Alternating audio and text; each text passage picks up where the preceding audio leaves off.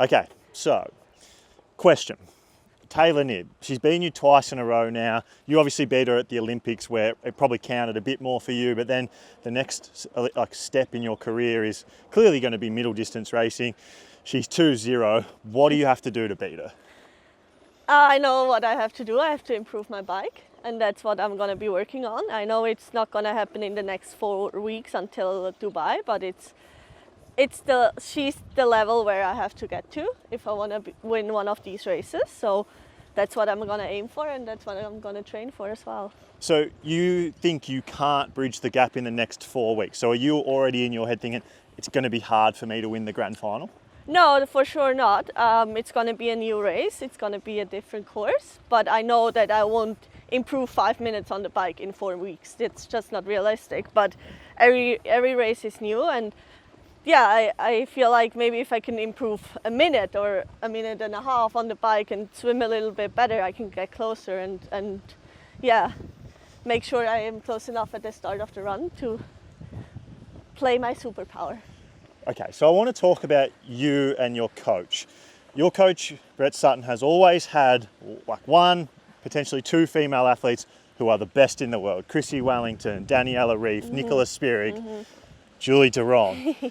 For a lot of people, you came out of nowhere this year. Like, you've obviously been in the sport a long time now, but what has happened? Have you now become the person since Daniela Reef retired? Have you got all the attention? What's led to your transformation in 2024?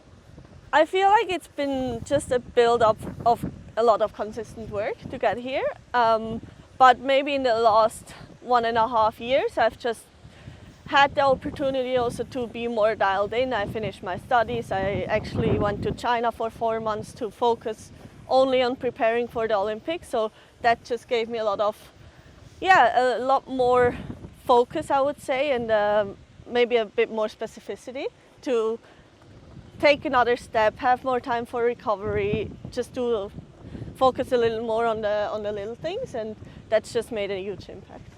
Okay, so if someone wants to run like you, which is obviously probably the fastest female we've seen over middle distance. You've ran 1:12, 1:13, you ran 1 hour in Ibiza, you beat Fred Funk on the run, which I remind him about every day.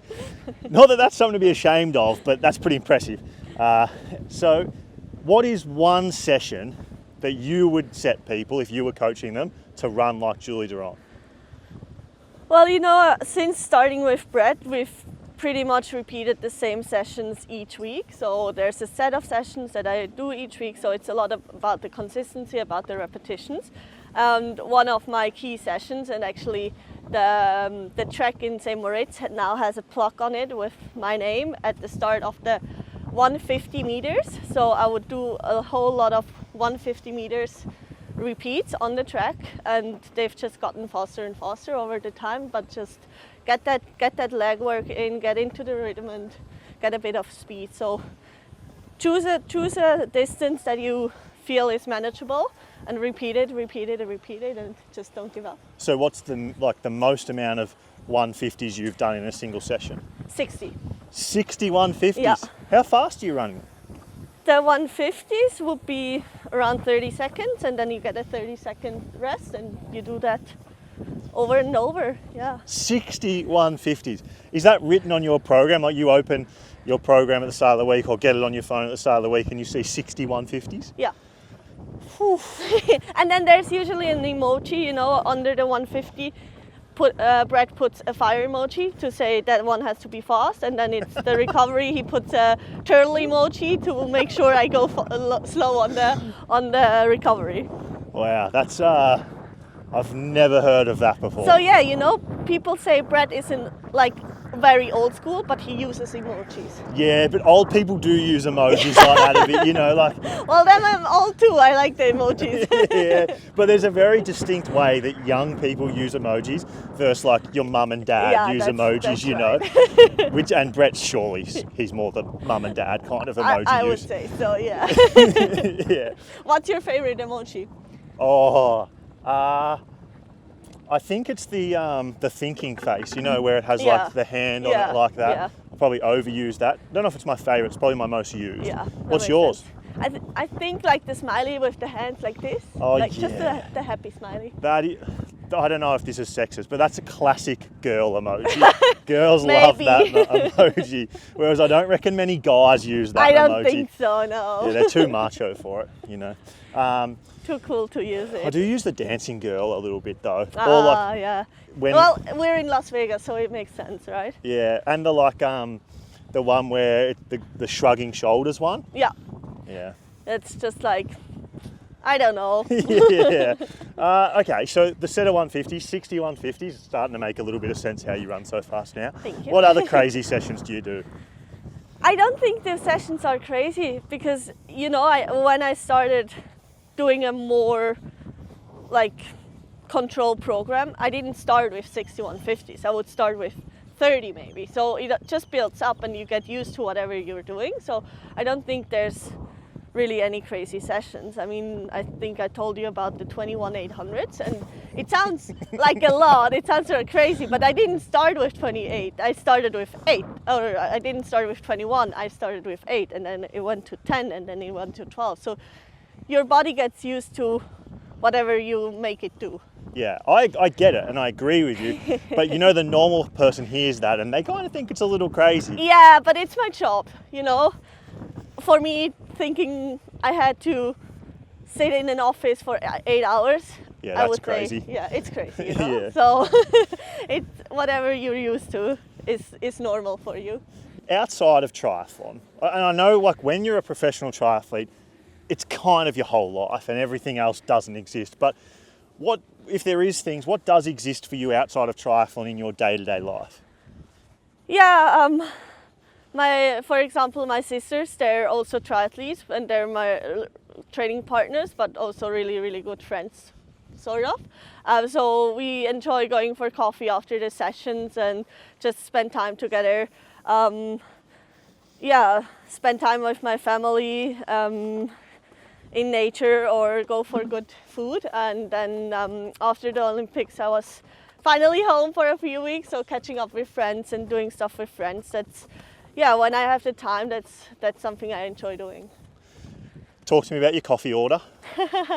I'm pretty boring. It's just a flat white, regular milk. Yeah, nothing too exotic. But I like to find like a good coffee shop wherever I go. So that's a bit, yeah, what I like to do if I have some time off. Are you a reader? Like, are you someone who sits there and reads a book while you drink a coffee? Yeah, or for sure. It's something that relaxes me. So I always take a book with me. That was a bit of a challenge when I went to China for 4 months. I was like, oh, how am I going to take my books? My suitcase is going to be half filled with books. So I actually got an e-reader for that. Okay.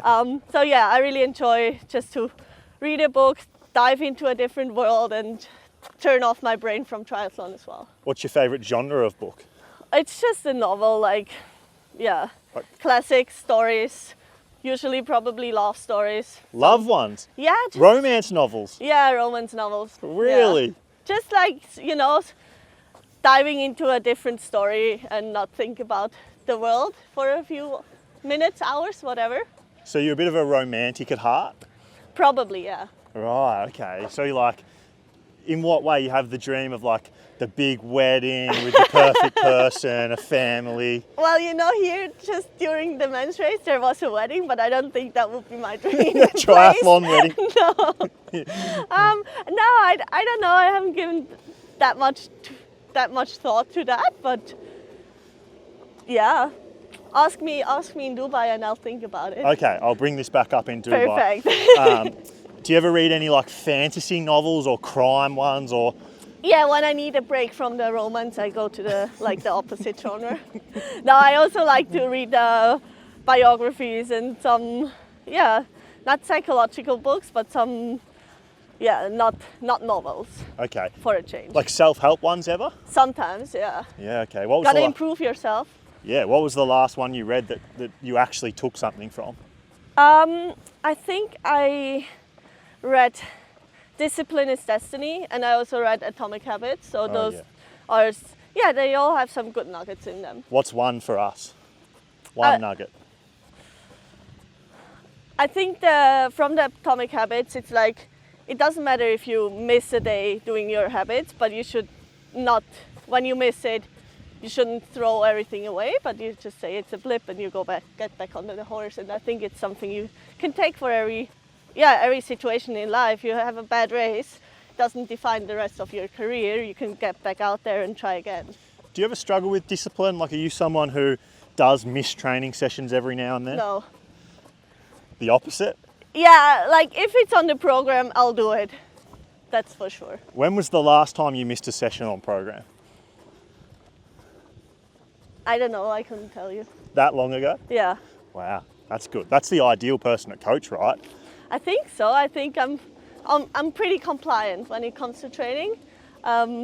Yeah, so sometimes it's good to have Brett around to tell me like, no, even if it says 15 times on the program, he sees that I'm tired and he only makes me do 12. So yeah, because if he weren't there, I would go for the 15 and maybe that makes a difference in the long term.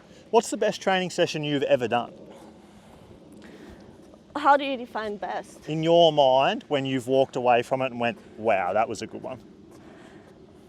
Yeah, probably the 21 times 800 before I went to challenge Kaiserwinkelwalse at the beginning of this year, or I think it was June, July.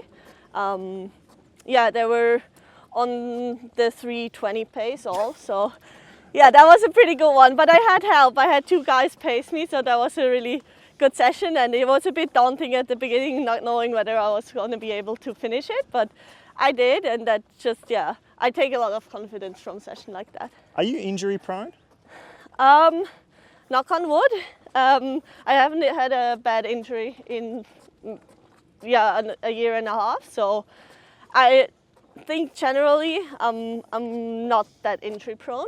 Obviously you always get some niggles, but I haven't had a very bad injury for a while, so yeah, let's keep it that way. How many Ks roughly are you running a week at the moment?